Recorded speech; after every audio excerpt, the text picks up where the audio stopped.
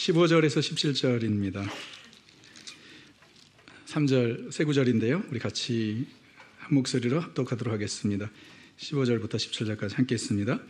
그런즉 너희가 어떻게 행할지를 자세히 주의하여 같이 하지 말고 오직 지혜 있는 자 같이 하여 세월을 아끼라.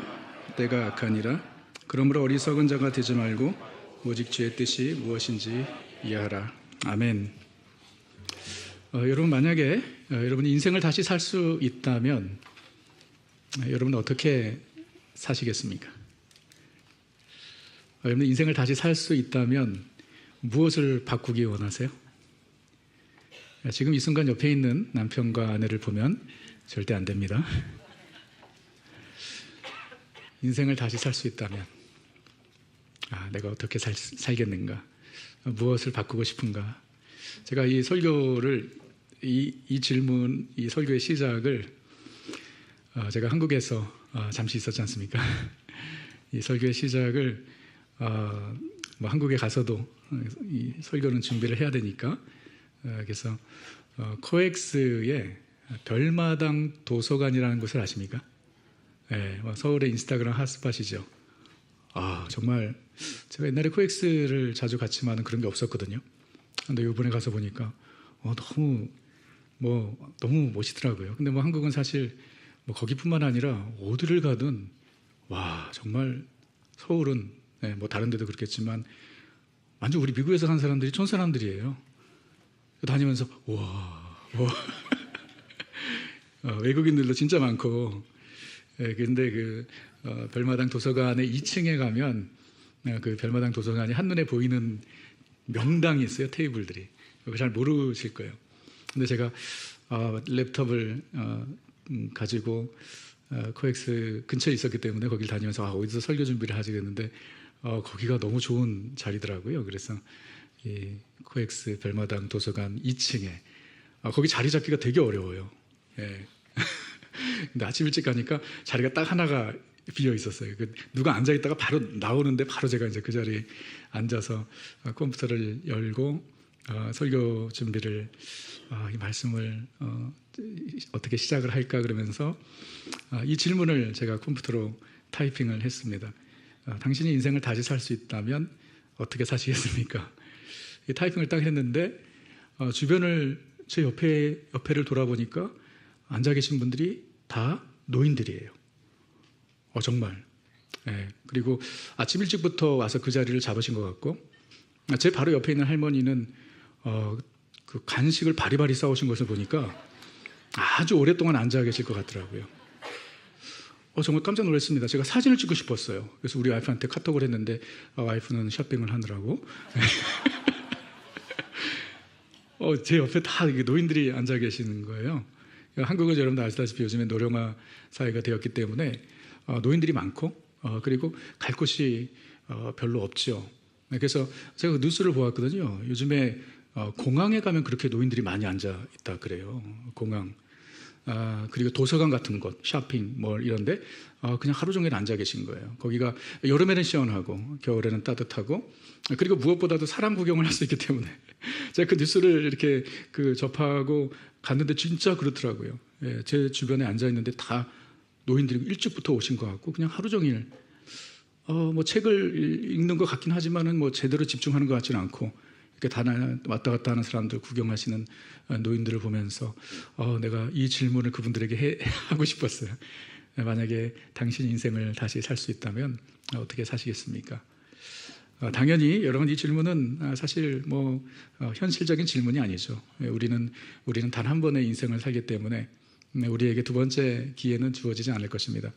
그런데 이런 질문을 우리가 가끔 해볼 필요가 있는 것은 참 이런 질문이 우리로 하여금 참 내가 잘 살고 있는가, 지금까지 내가 잘 살아왔는가, 그리고 내가 지금 잘 살고 있는가를 좀 평가할 수 있는 질문이지 않을까요?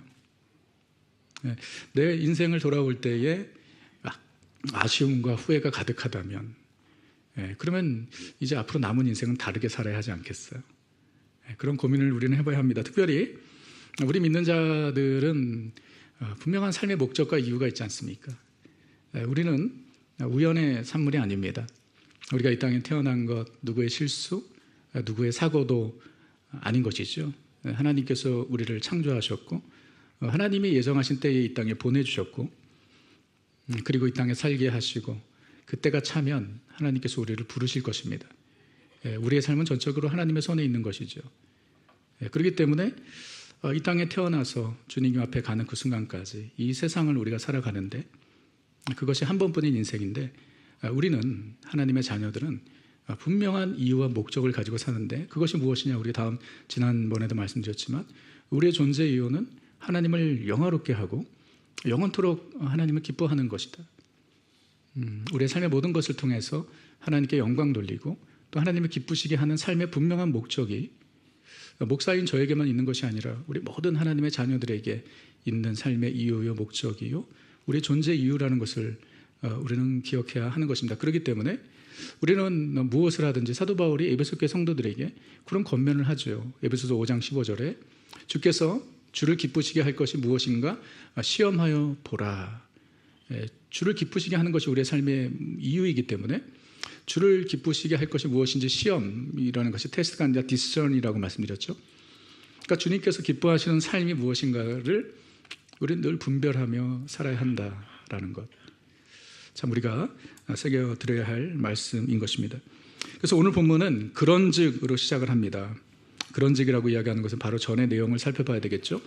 오늘 바로 전의 내용이 사도 바울이 에베소 교회 성도들에게 저들이 예수님 믿기 전과 후의 차이를 설명하지 않습니까?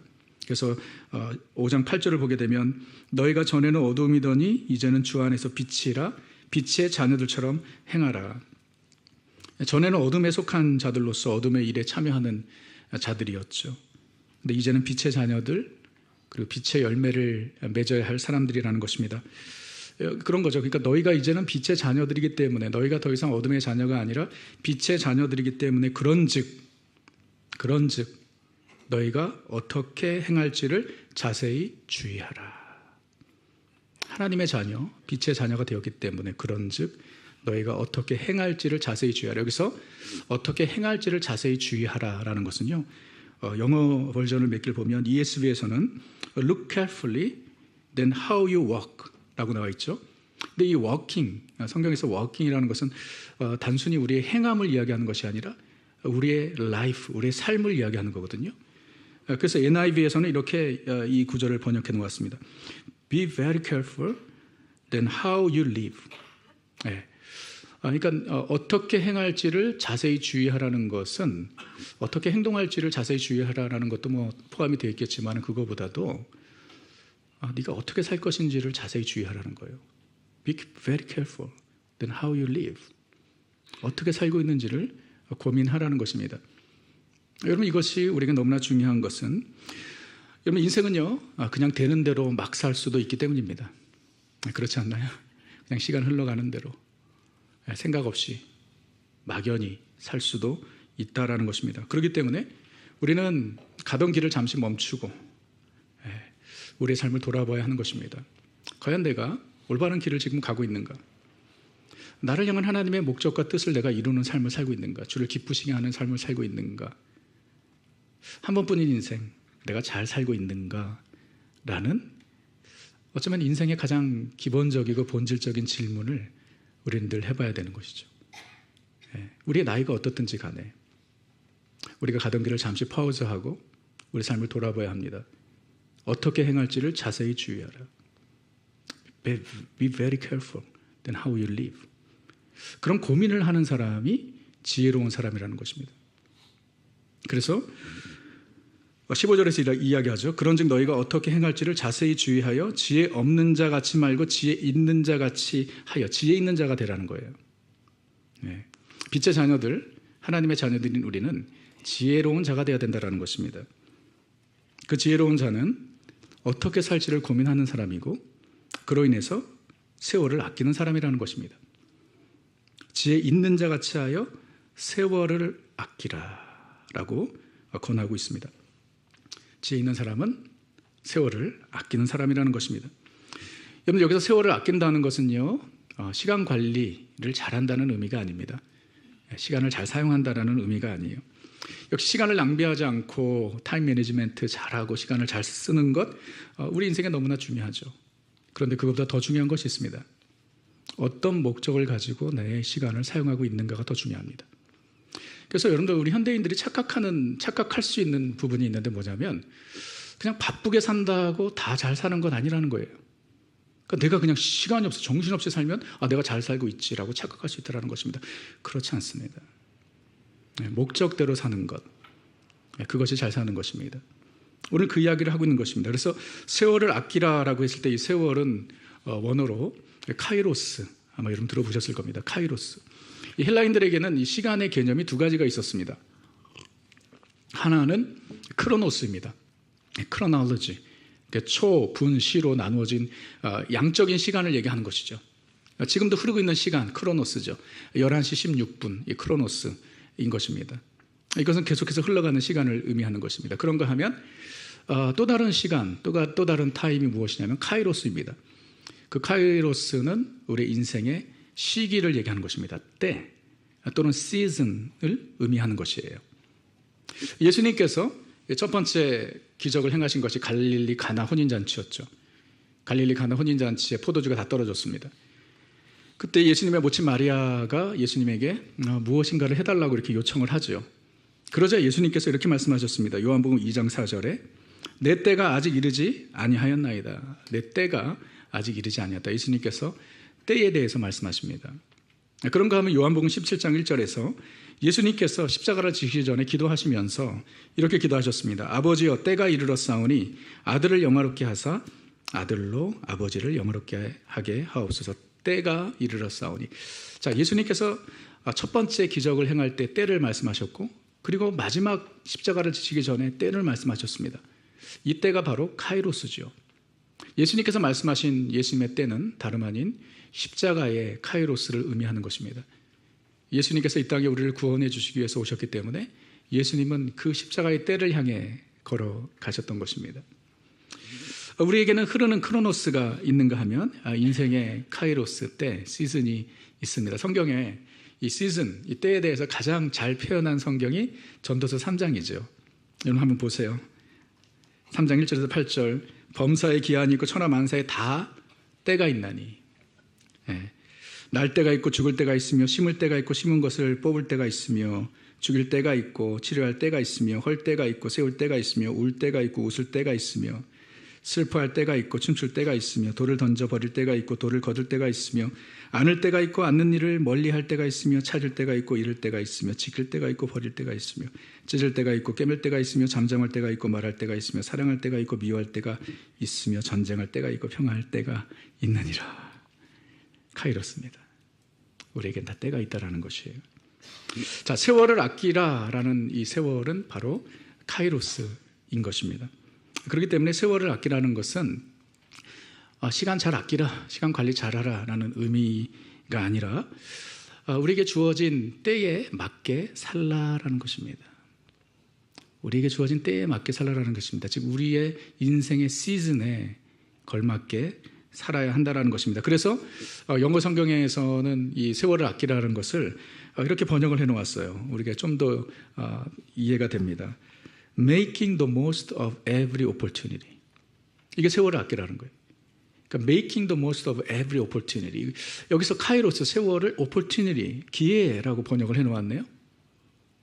그러니까 이 세월을 아끼라는 것은 하나님께서 우리에게 주신 기회를 붙잡으라는 것이죠. 거기에 맞게 살라라는 것입니다. 카이로스를 하나님께서 주신 opportunity라고 번역을 했습니다. 지혜 있는 사람은 인생의 카이로스를 분별하여 거기에 맞게 사는 사람입니다. 자기의 때에, 인생의 때에 맞게 사는 것, 그것이 세월을 아끼는 것입니다. 여러분, 우리 인생의 여정을 보면 다 시즌이 있지 않나요? 청년의 때에 청년의 때에 할 일이 있고, 또 중년의 때에 중년에 할 일이 있고, 또 노년의 때에는 그때에 맞게 할 일이 있습니다. 우리가 나이가 비슷하다고 해서 다 똑같은 인생의 시즌을 맞이하는 것은 아니에요. 그렇기 때문에 내 카이로스가 무엇인지를 분별하기 위해서 다른 사람과 비교할 필요는 없어요. 우리는 다 다른 인생을 살잖아요. 그렇죠? 역시 뭐 나이에 따라서 거의 비슷한 삶의 여정을 가긴 하지만 또 다를 수도 있거든요. 예를 들어서 우리 교회 같은 경우에는 우리 성도들 보면 이렇게 늦게 결혼을 하시고 또 늦게 아이를 가지신 분들도 꽤 있으세요. 그래서 저랑 비슷한 연배인데 아직도 그 어린 아이들을 키우는 그런 우리 형제들이 계세요. 저는 막내가 22살인데 할렐루야. 내가 자랑할 것은 결혼 빨리 한 거. 저는 막내 벌써 22살이거든요. 그래서 이제 곧 있으면 졸업인데. 근데 저와 같은 비슷한 연배인데 아직도 어린 아이들을 키우는 가정이 있다면 나이는 비슷하지만 인생의 시즌은 다르죠. 그래서 그것이 맞고 틀리고 또는 좋고 나쁘고의 차원이 아니라는 거예요, 여러분. 그러니까 다른 사람과 비교해서 나는 왜 이렇게 늦지? 이런 생각하지 마세요. 그냥 우리의 인생의 때입니다.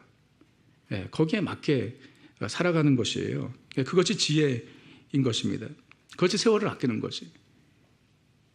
제가 전에 대학부 사역을 했을 때 기억이 나는 것은 우리 아이들 중에 저한테 야단을 맞는 아이들이 있었는데 걔네들이 어떤 아이들이었냐면은 이제 그 뭐 대학교에 들어가면은 막 운전하고 그러면 너무 이렇게 좋은 스포츠카를 타고 싶은 거예요. 근데 자기 능력이 안 되고 뭐 부모님이 차를 사줄 수 있는 상황도 아닌데 일을 저지르는 겁니다. 그래가지고 비싼 차를 사가지고 그 차 페이멘트 하려고 아르바이트를 2개, 3개 하는 애들을 보고 제가 그런 애들 가만히 두지 않았습니다. 정신을 차리라고. 아니 지금은 좋은 차 타고 다닐 때가 아니라고. 지금은 똥차 타고 다녀도 된다고. 나중에 돈 벌면 그런 차 충분히 타고 다닐 수 있는데 아니 지금 대학생 때 공부에 집중을 해야지. 아르바이트 2-3개를 하면 공부를 어떻게 하는 거예요? 그러니까 그 차 페이멘트 하려고 그 중요한 젊음의 때를 다 허비하는 걸 보면 제가 봐줄 수가 없는 거죠. 그래서 그런 애들 야단을 쳤던 기억이 납니다. 결혼을 해서 이제 가장이 되었으면 그때에 맞게 살아야죠. 근데 아직도 본인이 솔로인 것처럼 생각하고 자유롭게 사는 인간들이 있다면 제가 째려보겠습니다. 그때에 맞지 않은 거죠. 그래서 그때에 내 때가 무엇인가, 지금 나의 카이로스가 무엇인가를 알아야 합니다. 세월을 아끼라, 타임 매니지먼트 잘하라는 게 아니라고 제가 반복해서 말씀드리는 거예요. 세월을 아끼라는 것은 지금 내 인생의 때를 알고 그때에 맞게 살아야 한다는 것입니다. 그래서 저는 늘 제 스스로 그 질문을 합니다. 지금 나는 무엇을 할 때인가? 제 인생의 여정 가운데 퍼스널 라이프에 있어서 제가 여러분 곧 있으면 제가 53이 됩니다. 할렐루야. 믿으세요? 여러분 별로 감동이 없으시군요. 제가 지난 며칠 전에 어느 교회 가서 설교를 하면서 제가 아이들이 셋이고 큰애가 26이라니까 성도님이 막 뒤집어지더라고, 놀래더라고. 감동이 없군요. 그리고 교회를 개척한 지 15년. 15년이 되었습니다. 그러니까 제 개인적인 삶의 여정에 있어서 제 나이에 그리고 제 사역의 여정 가운데 지금은 내가 무엇을 할 때인가를 늘 고민을 합니다. 가정적으로는 지금 내가 무엇을 할 때인가. 그리고 사역적으로 15년 전에 제가 37의 교회를 개척했을 때와 지금은 많이 다릅니다. 제가 그때처럼 사역할 수는 없어요. 솔직히 말씀드립니다. 이젠 그런 체력도 안 돼요. 그런 에너지도 전과 같지 않습니다. 그럼 지금 이 시점에 내가 무엇을 해야 하는가? 해야 될 일은 너무나도 많지만 정말 거기서 내가 집중해야 할 것은 무엇인가? 우리 디사이블 교회를 세워가는 이 과정 가운데 담임 목사로서 나는 지금 무엇을 할 때인가? 선택과 집중이 되게 중요하죠. 너무 많은 것들이 있어요. 정말 우리 삶 자체가 그렇지만 사역도 할 것들이 너무 많지만 다 할 수 없다면 그럼 거기서 내가 무엇을 할 때인가를 고민을 하면서 사역을 하게 됩니다. 여러분은 어떠신가요? 여러분의 카이로스는 무엇인가요? 다른 사람과 비교해서가 아니라 내 인생의 여정 가운데 지금 무엇을 할 때이며 무엇에 집중해야 할 때입니까? 여러분의 삶의 최우선은 무엇입니까? 여러분, 우리가 우리 인생의 카이로스를 알 때 우리의 삶에 주어진 크로노스를 제대로 사용할 수 있는 것이에요. 아까 말씀드렸죠. 여러분 그냥 바쁘게 시간 관리 잘하고 그냥 스케줄 쫙 짜져 있고 그렇다고 잘 사는 건 아니라는 거예요. 주님께서 원하시는 인생은 무엇이냐? 내 인생의 카이로스에 맞게 나의 크로노스를 사용하는 것입니다. 이게 지혜라는 것이에요. 지혜자는 자신의 카이로스를 분별할 뿐만 아니라 주어진 시간, 크로노스의 유한함을, 리미테이션을 아는 사람입니다. 즉, 다시 말해 끝이 있음을 생각하는 사람이 지혜로운 사람인 거예요. 크로노스, 우리에게 주어진 시간, 흘러가는 시간은 무한하지 않습니다. 유한합니다. 언젠가는 끝이 날 거라는 거예요. 그래서 사도 바울이 너희는 지혜 있는 자 같이 하여 세월을 아끼라라고 하면서 뭐라고 바로 이어서 이야기하냐면 때가 악하니라. 자, 세월을 아끼라, 때가 악하니라. 왜 세월을 아끼는 것과 때가 악한 것이 무슨 관련이 있는 것입니까? 여러분, 때가 악하다는 것은 사도 바울이 때가 악하다라는 표현을 할 때마다 어떤 의미로 이야기하냐면 종말론적인 의미로 이야기하는 것입니다. 때가 악하다는 것은 주님 오실 날이 가까이 왔다라는 것이에요. 여러분, 주님 오실 날이 가까이 왔다. 주님 다시 오시는 날은 이 인류의 종말을 의미하는 것입니다. 끝을 얘기하는 것이에요. 때가 악하니라 주님 오실 날이 가까이 왔으니까 우리는 정신을 차리고 세월을 아껴야 한다는 것이에요. 그래서 여러분, 주님이 오시는 날이 가까울수록 이 세상은 점점 더 악해진다는 것입니다. 그래서 때가 악하다고 이야기하죠. 디모데후서 3장 1절에서 5절에 말세의 사람들이 얼마나 악해질 것인지를 예고합니다. 보세요. 너희는 이것을 알라. 말세에 고통하는 때가 이르러 사람들이 자기를 사랑하며 돈을 사랑하며 자랑하며 교만하며 비방하며 부모를 거역하며 감사하지 아니하며 거룩하지 아니하며 무정하며 원통을 풀지 아니하며 모함하며 절제하지 못하며 사나우며 선한 것을 좋아하지 아니하며 배신하며 조급하며 자만하며 쾌락을 사랑하기를 하나님 사랑하는 것보다 더하며 경건의 모양은 있으나 경건의 능력을 부인하니 이 같은 자들에게서 내가 돌아서라. 말세 사람들이 세상이 얼마나 악해질 것인지를 이야기하죠. 때가 악한 것입니다. 여러분, 지금 우리가 살고 있는 이 세상을 보게 되면 우리는 그것을 날마다 경험하고 있죠. 정말 피부로 느낍니다. 어떻게 이렇게. 제가 1997년도에 미국에 왔습니다. 그렇기 때문에 어느새 27년이 되었는데, 여러분 27년 동안, 제가 산 27년 동안 미국이 얼마나 많이 바뀌었는지 모르겠습니다. 정말 얼마나 악해졌는지 모릅니다. 97년도 미국에 처음 왔을 때에 공립학교에서 동성애가 정상이라는 것을 가르칠 줄은 상상도 못했죠. 여러분, 그렇지 않나요? 미국에서 오래 사신 분들? 그래도 최소한 이 미국이 기독교 가치관 위에 세워진 나라라는 그런 자부심을 가지고 있지 않았나요? 근데 지금 우리가 지금 서명운동을 하고 있는데 정말 이 계란으로 바위를 치는 느낌이죠. 이게 끝인가요? 아니죠. 세상은 점점 더 악해지는 것입니다. 주님 오실 날이 가까이 왔다라는 것을 의미하는 것입니다. 2000년 전 초대교회 성도들이 주님 오실 날이 가까이 왔다고 그들이 믿고 살았다면 우리는 말할 것도 없습니다. 정말 soon and very soon we are going to see the king. 주님이 곧 오신다라는 거예요. 그래서 무화과 나무가 열매를 맺으면 여름이 가까이 온 줄 알라고 예수님께서 말씀하셨습니다. 이 세상의 이 죄악된 모습을 보면 주님이 다시 오실 날이 가까이 왔다는 것을 기억하며 살라라는 것입니다. 마지막 때를 살고 있기 때문에 그러므로 우리는 세월을 아껴야 하는 것입니다. 주님께서 우리에게 주신 기회를 있다고 없어질 이 세상의 것들에 낭비하는 것이 아니라 영원한 주님의 나라를 위해서 사용해야 하는 것입니다. 이게 말세를 사는 성도들의 삶이 되어야 되는 것이에요. 말세를 사는 성도들에게 주님께서 주신 카이로스, 오퍼튜니티 중에 가장 중요한 것은 바로 복음을 전하는 것입니다. 그것이 우리에게 주신 가장 큰 사명이에요. 왜냐하면 이 복음이 세상 땅끝까지 전해지는 그때에 주님께서 돌아오시기 때문입니다. 예수님께서 말씀하셨죠. 마태복음 24장 14절에 이 천국 복음이 모든 민족에게 증언되기 위하여 온 세상에 전파되리니 그제야 끝이 오리라. 그러므로 주님 다시 오실 때까지 우리에게 주어진, 우리 모든 성도들에게 주어진 카이로스, 공통된 카이로스는 바로 그리스도의 복음을 전하는 것입니다. 예루살렘과 유대와 사마리아 땅끝까지 이르러 그리스도의 증인이 되는 것, 그것이 악한 세대, 즉 말세를 사는 성도들에게 우리 주님께서 주신 카이로스, 오퍼튜니티, 기회라는 것을 우리는 알아야 하는 것입니다. 우리에게 인류의 종말이 있는가 하면 또 우리의 인생의 종말이 있다는 것을 우리는 잘 알고 있습니다. 죽음을 의미합니다. 이 세상의 종말이 언제인지 우리는 알 수 없듯이 우리의 인생의 마지막도 당연히 우리는 알 수 없습니다. 그러나 분명한 것은 그날이 반드시 올 거라는 것입니다. 세월을 아끼라 때가 악하니라. 그 끝을 생각하며 살라는 것이죠. 이 세상의 종말뿐만 아니라 우리 인생의 종말을 생각하며 사는 것, 이건 그게 지혜입니다. 그래서 전도서 7장 2절에서 이렇게 이야기합니다. 초상집에 가는 것이 잔치집에 가는 것보다 나으니 모든 사람의 끝이 이와 같이 됨이라. 산자는 이것을 그의 마음에 둘지어다. 장례식에 가는 것, 그것이 잔치집에 가는 것보다 더 의미가 있다라는 것입니다. 그 이유가 뭐죠? 장례식에 갈 때마다 우리는 끝을 생각하게 되기 때문이죠.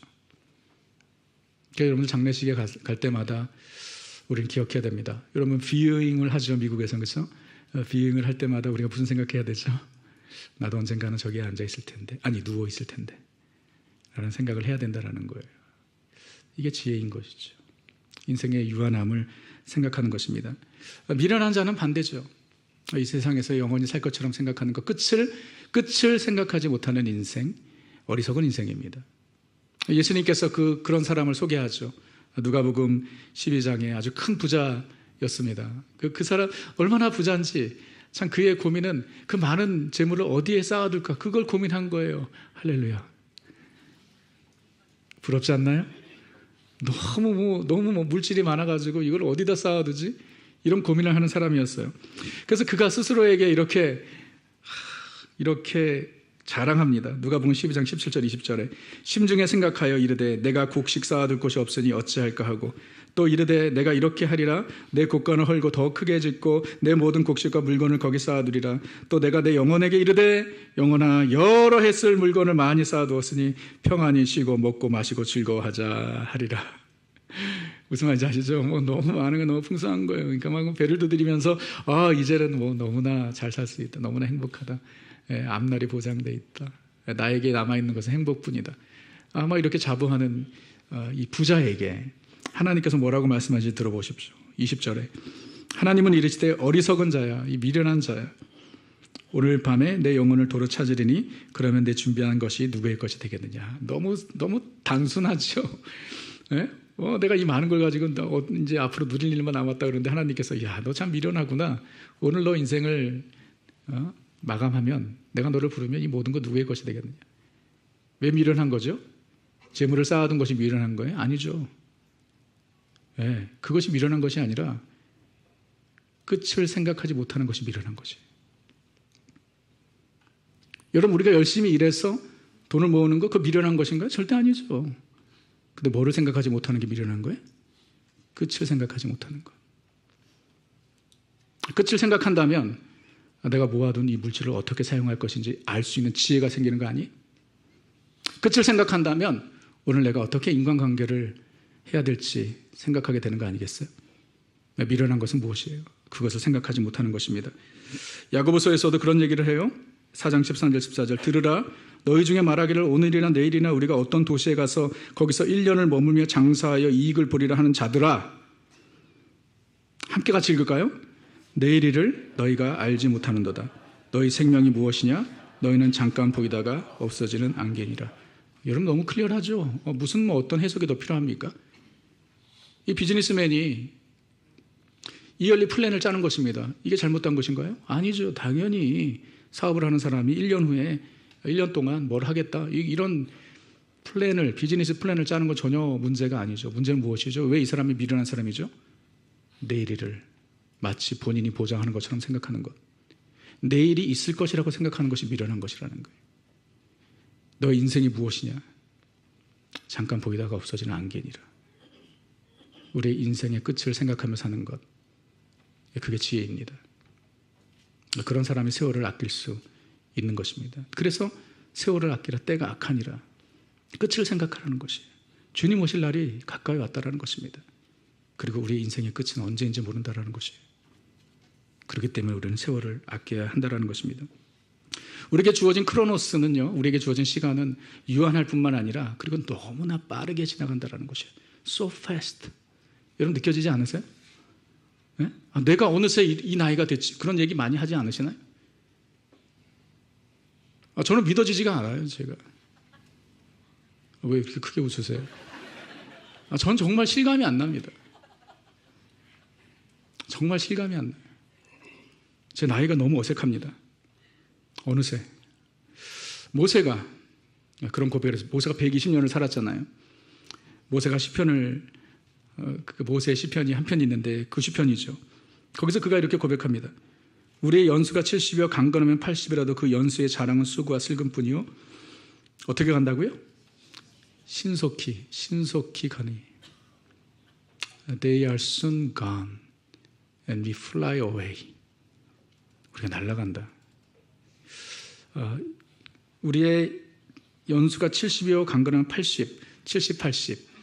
근데 여러분 최근에 보셨는지 모르겠지만은 한국 사람들의 평균 수명이 요즘에 상당히 많이 올라간 거 아십니까? 70, 80 정도로 저도 생각하고 있었는데 아니에요.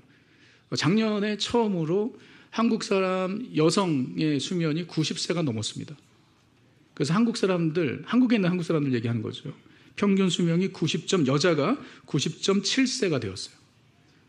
이야, 90.7세. 맞아요. 네. 그리고 여자들이 더 오래 살더라고요. 남자는 86.3. 네. 이젠 한국 같은 경우는 이게 충분히 가능한 것 같아요. 한국의 여러분 아시다시피 2년마다 한 번씩 건강보험으로 건강검진을 풀로 하고, 그러니까 조기 진단을 받고 그러니까 수명이 점점 더 늘어나죠. 제가 보면 참 우리 이민자들이 불쌍한 거예요. 우리는 여기 진짜 의료 후진국에서 살고 있지 않습니까? 그러니까 제가 오죽했으면 건강검진 받으러 한국을 갔겠어요. 한국에 가면 제가 아는 병원이 있어요. 그리고 의사분이 계시고 의사가 아는 의사니까 되게 좋더라고요. 그래서 똑같이 한국에 있을 때부터 그렇게 했는데 그러니 여러분 그 평균 수명이 높아질 수밖에 없죠. 근데 이 수명이 80년, 90년이라고 해도 그 시간이 얼마나 빨리 지나갑니까? We fly away. 너무나 빨리 지나가는 시간이에요. 그래서 시편 39편 5절에 이렇게 이야기합니다. 주께서 나의 날을 한 뼘 길이만큼 되게 하시면 너무 재밌는 표현이죠. 내 인생이 이 정도밖에 안 된다. 이 정도? 내 인생이 한 뼘 길이밖에 되지 않는다. 나의 일생이 주 앞에 없는 것 같사오니. 정말 짧은 인생 세월이 너무 빨리 지나가서 내 인생 전체를 보니까 한 뼘 정도 밖에 되지 않는다라는 것입니다. 그렇죠? 그리고 우리가 일반적으로 그게 사실인 것 같아요. 나이가 들어가면 들어갈수록 세월이 더 빠르게 지나간다라는 것이 똑같은 시간, 똑같은 크로노스의 흐름인데 그 느낌이 다르지 않나요? 그리고 또 같은 나이의 같은 연령이라고 해도 사람들에 따라서 그 삶의 환경과 상황에 따라서 어떤 사람은 그 시간이 마치 비행기를 타고 지나가는 것 같이 빨리 지나가고 어떤 사람은 자전거를 타는 것 같이 여유 있게 간다는 거예요. 똑같은 시간인데. 근데 그게 진짜 실제로 그렇게 느껴진다는 거예요. 그래서 그 심리학에서 그것을 회상 심리, 회상 효과라고 이야기를 하더라고요. 회상 효과.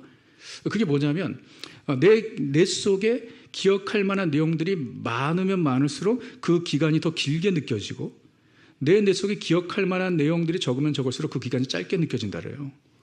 근데 정말 맞는 것 같아요. 제가 그냥 여기서 일주일 동안 이렇게 지내다 보면 저는 정말 심플 라이프를 사니까 집 교회만 왔다 갔다 하니까 그 한 주가 얼마나 빨리 지나가는지 몰라요. 그러니까 주일 예배 마치면 바로 주일이 와요, 저한테. 근데 제가 지난주 딱 한 주 한국을 다녀왔거든요. 월요일 날 비행기를 타가지고 거기서 화요일 날 비행기를 타서 여기 화요일 날 딱 일주일 8일 정도 왔는데 똑같은 일주일인데 저에게는 그 한국에서 일주일이 훨씬 더 길게 느껴진 거예요.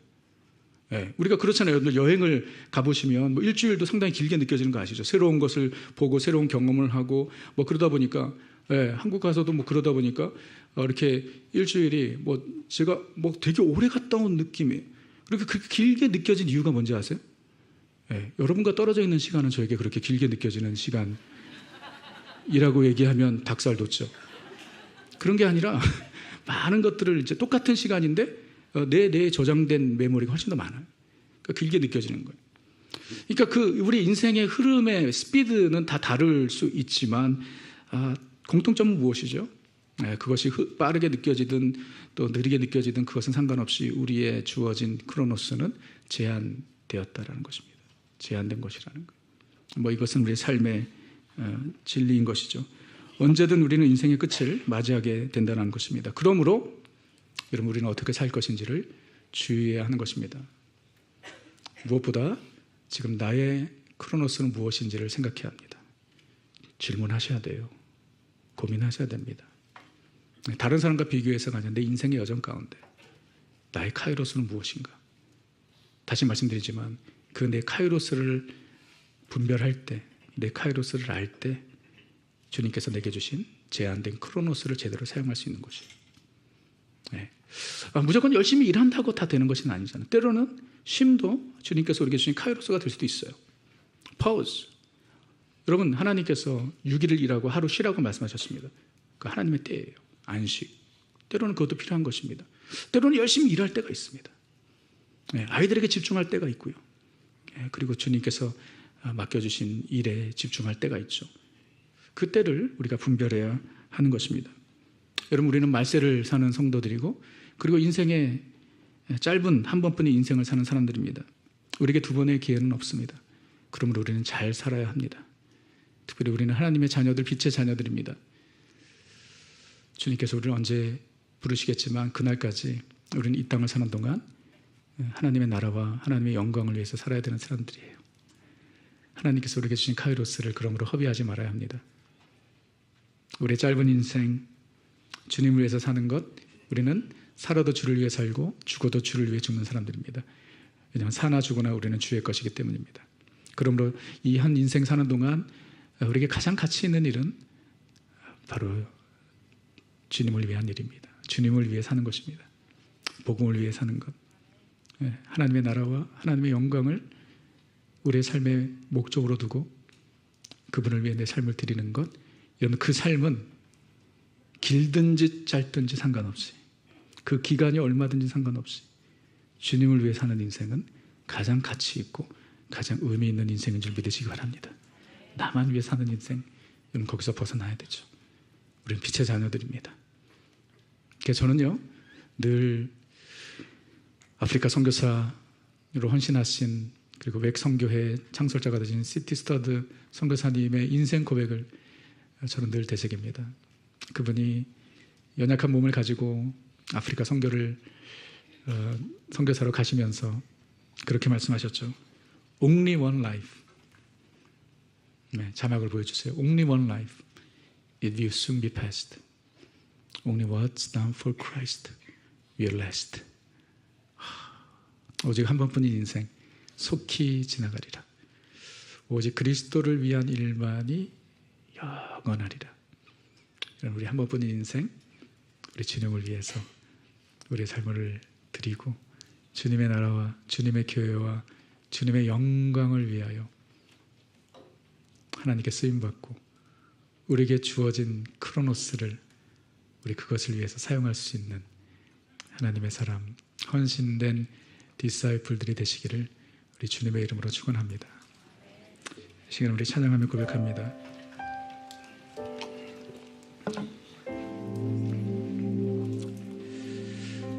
주님 의지하며 우리는 이 길을 갑니다. 그리고 우리의 마음의 소원은 오직 우리 주님께 작은 인생이지만 이 땅을 사는 동안 우리 주를 위해 살며 또 주님을 위해서 쓰임받는 그런 인생들이 되기를 간절히 소원합니다. 우리 그런 마음의 소원을 가지고 이 시간에 우리 찬양의 고백을 주님께 올려드립니다. 나의 피난처 예수 의지해요. 나의 피난처 예수, 나의 피난처 예수 의지해요. 나의 가는 길의 거센 바람 몰아쳐와도 나의 피난처 예수 의지해요. 나는 영원히 주님 사랑해요. 나는 영원히 주님 사랑해요.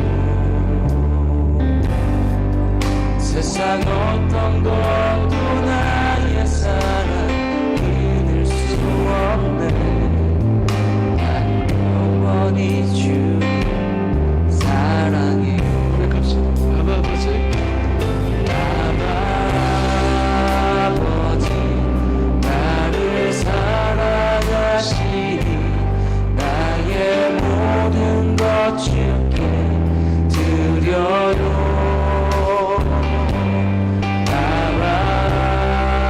아버지 내가 여기 있으니 주님 영광 위하여 서주세요. 우리 소원입니다. 아버지, 주님 나를 사랑하시니 나의 모든 것 주님께 드립니다. 나의 모든 것 주께 드려요.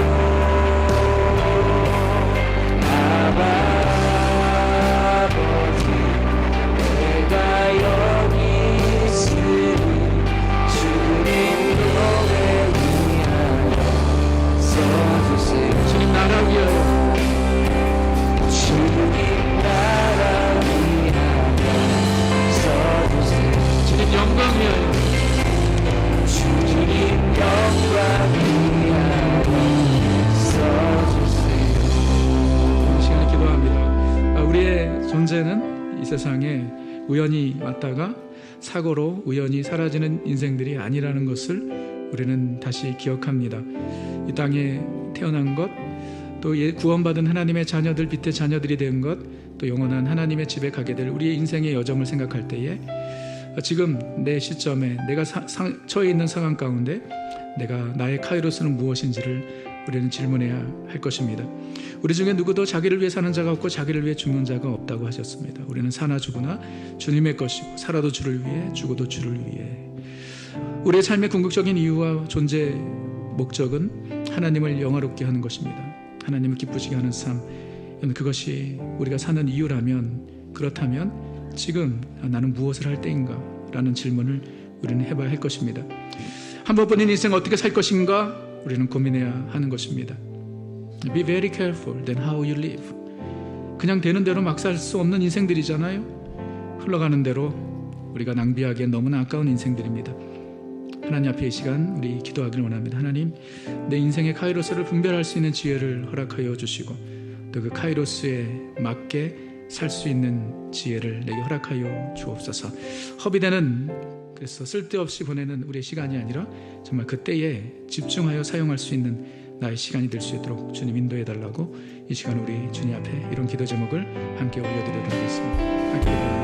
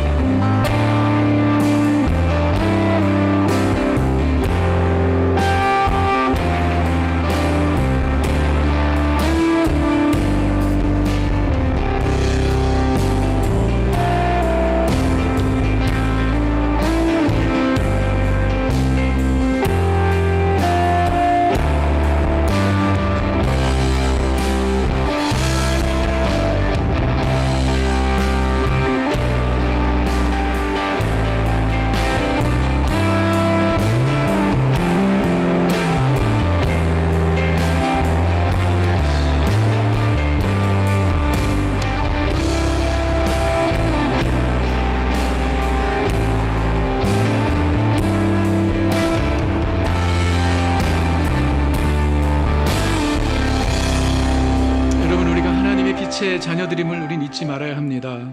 예수님께서는 우리에게 너희는 세상의 빛이요 소금이라고 말씀하셨습니다. 우리가 이 땅에 사는 것은 거룩한 영적인 영향력을 끼치며 살아야 하는 것입니다. 그렇기 때문에 우리는 마지막 숨을 거두는 그 순간까지 우리의 마음의 소원은 저는 주님께 쓰임받기를 원합니다. 우리가 대단한 일을 하는 것은 아니지만 내게 주신 삶의 현장에서, 나의 가정에서, 주님의 몸된 교회에서, 내가 있는 곳에서 빛과 소금의 역할을 감당하게 하시고 주님의 영광을 드러내며 주님을 기쁘시게 하는 삶으로 살아가게 하여 주옵소서. 한평생 주님께 쓰임받는 인생 되기를 원합니다. 전 그런 마음의 소원을 가지고 이 시간을 다시 한번 자신을 위해서 기도하도록 하겠습니다. 함께 기도하겠습니다.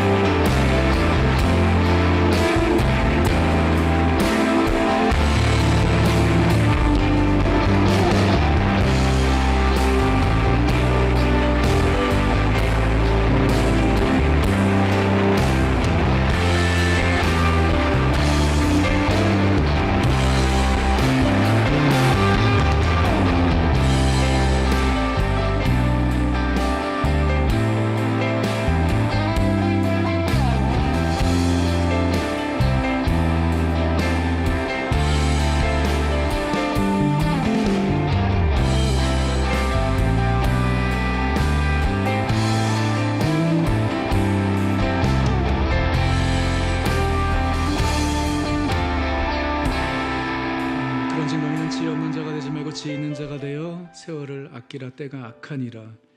오늘 우리에게 주시는 주님의 말씀을, 오늘 우리 각자에게 주시는 주님의 음성으로 받게 하여 주시옵소서. 우리가 살아가는 여정 가운데 잠깐 우리의 삶을 돌아보게 하시고, 내가 올바른 삶을 살고 있는지, 주님께서 내게 주신 그 카이로스에 맞게 살고 있는지를 살펴보게 하여 주옵시고, 정말 한 번뿐인 우리 인생 낭비되지 아니하고 허비되지 아니하고, 주께서 그때그때마다 우리에게 주신 그 시즌에 맞게 지혜롭게 살아갈 수 있는 우리가 되게 하여 주시옵소서. 무엇보다 하나님, 우리 모두가 하나님께 쓰임받는 인생들 되기를 원합니다. 한 번 사는 인생, 시티스터드의 고백처럼 한 번뿐인 인생 속히 지나가리라. 오직 그리스도를 위한 일만이 영원하리라는 것이 진리라면, 하나님, 우리의 삶 그냥 나만을 위해 사는 인생 되지 않게 하시고, 주님의 나라를 위해서 우리의 삶을 드릴 수 있는 헌신된 하나님의 사람들이 될 수 있도록 주님 인도하여 주옵소서. 감사와 찬양 주께 올려드리며 예수님의 이름으로 기도합니다. 아멘. 잘해서 다 일어나시겠습니다.